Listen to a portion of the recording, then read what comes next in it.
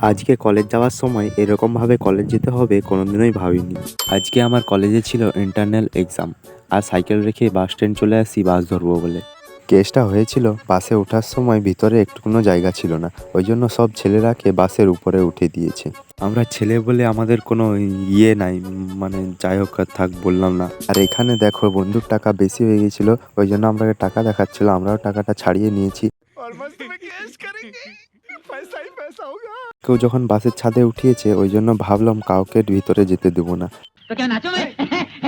আরেকজনকে এখানে উঠিয়েছি, কাউকে ভেতরে যেতে দেবো না, সবকে তুলবো। বসে বসে ভাবছিলাম মেদিনীপুর লাইনের বাসে যা ভিড়, সব বন্ধুদের একটা করে কিডনি বিক্রি করে আমি একটা বাস কিনবো আগে, তারপর বাস চালিয়ে বড়লোক হয়ে গেলে এরকম একটা ফার্ম হাউস কিনবো। কোনো রকম হেলে দুলে যা হোক করে পৌঁছলাম বাস স্ট্যান্ড।